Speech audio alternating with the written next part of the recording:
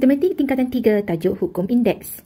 Okey, bila disebut berkaitan dengan hukum indeks, yang penting yang perlu awak ingat ialah apabila ada A kuasa M darab A kuasa N, yang penting asasnya ialah asas A. Ini bermaksud A, kita tulis asasnya, M dengan N ini indeksnya kita tambahkan.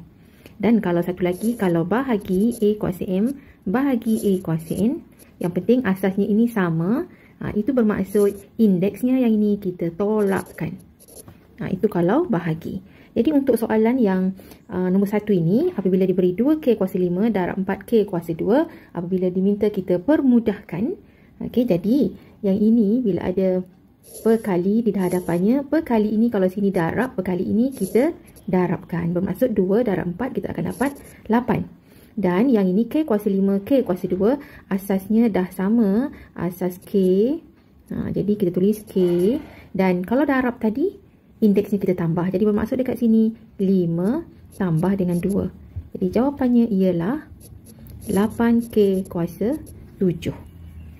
Untuk soalan nombor 2. Jadi di sini ada A kuasa 5 darab B kuasa 2 darab A kuasa 3 darab B. Jadi di sini asasnya berbeza, tapi ada yang sama. Contohnya di sini, yang sama asasnya A kuasa 5 sama dengan A kuasa 3, iaitu asas A. Jadi dalam kes ini kita tulis dia sebagai A. Jadi oleh kerana ini darab dengan ni, indeksnya kalau ikut darab tadi, indeksnya kita tambah. Jadi 5 tambah 3. Okey, seterusnya ialah yang ini pula. Ini B, ini pun B. Kalau B saja bermaksud B kuasa 1 ya. Jadi kalau di sini asasnya sama B, jadi kita boleh tulis ini semua darab, maka ini pun darab lah. Jadi asasnya B, maka kalau darab indeksnya ditambahkan. Jadi 2 tambah 1. Maka jawapannya ialah A kuasa 8 darab B kuasa 3. Soalan nombor 3 dia melibatkan tanda bahagi. Okey, bahagi. Jadi di sini kalau bahagi, kita tengok di sini ada perkali, ini pun ada perkali. Jadi kalau bahagi bermaksud 27 kita bahagi dengan 3. Macam tu. Kemudian kita tengok lagi, yang ini ada asas X. Ini pun X pun ada. Jadi kita tulis sebagai X. Kalau bahagi bermaksud indeksnya kita tolakkan, ikut yang ini. Jadi di sini 4 tolak dengan 2. Seterusnya yang Y. Y pula, Y kuasa 3. Yang ini Y, maksudnya ni kuasa 1. Kalau Y itu maksudnya Y kuasa 1. Jadi kalau bahagi bermaksud indeksnya kita tolakkan. Jadi 3 tolak 1. Jadi kita dapat 27 bahagi 3 ialah 9. Okey, kemudian X-nya ialah 4 tolak 2 ialah 2. Y-nya ialah 3 tolak 1 pun 2. Jadi 9X kuasa 2, Y kuasa 2. Untuk menyelesaikan dua soalan ini, dia sangat berkait rapat dengan satu hukum indeks. Apabila A kuasa M, kemudian ada kurungan kuasa N di luar. Ini bermaksud adalah A, M dengan N ini, indeksnya ini kita darabkan.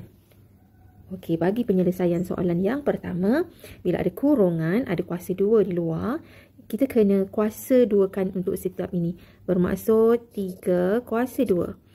M kuasa 2, kuasa 2. Begitu juga dengan K kuasa 4, kemudian ada kuasa 2. Okey, seterusnya ialah 3 kuasa 2 ialah 9. Ini tadi bentuk sama seperti saya terangkan. Kalau ada kurungan, maksudnya indeksnya didarabkan. Jadi ini membawa maksud M. 2 darab 2 ialah 4. Kemudian K pun sama. Kalau ada kurungan, indeksnya kita darab. 4 darab 2 ialah 8. Jadi inilah jawapan dia. Untuk soalan yang kedua, sama macam yang di atas tadi, ada kurungan, kemudian ada kuasa 3. Jadi di sini kita kena buat secara berasingan. 5 kuasa 3. Lepas tu A kuasa 4, kemudian kuasa 3. B kuasa 2, kurungan kuasa lagi 3. Yang di bawah tak ada masalah, sama sahaja. 5 A kuasa 2, B kuasa 4. Jadi ini adalah bersamaan dengan 5 kuasa 3. Ini kalau ada kurungan, indeksnya didarabkan. Jadi A kuasa 4 darab 3, 12. Kemudian B pula, 2 darab 3 ialah 6. Okey, bahagi dengan 5 kuasa. 5 bermaksud 5 kuasa 1 ya, yang ini. Jadi 5 kuasa 1, A kuasa 2, B kuasa 4.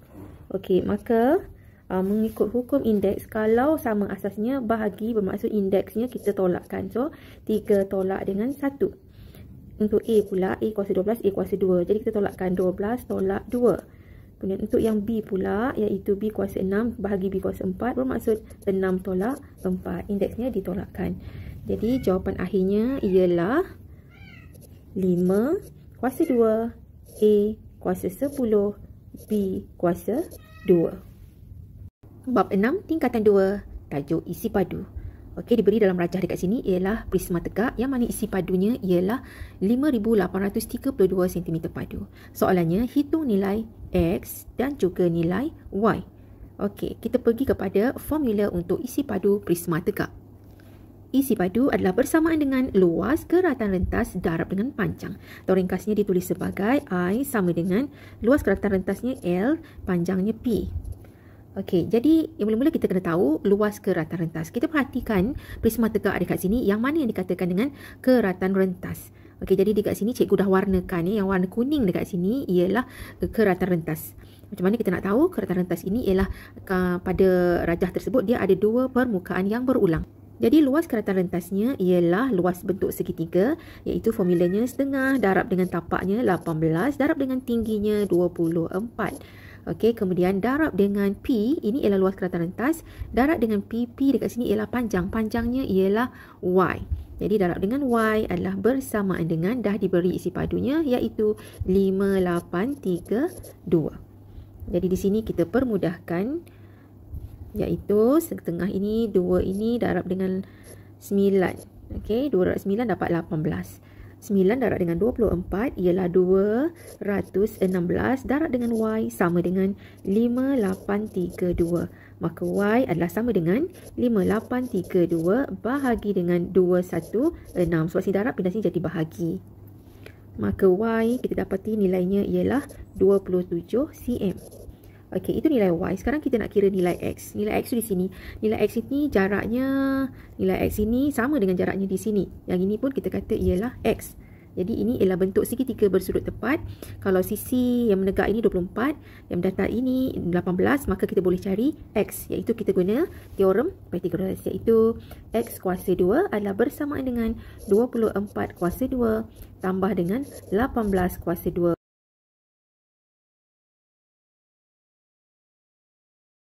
Maka X adalah sama dengan punca kuasa 2, 900. Maka kita dapati X adalah bersamaan dengan 30 cm.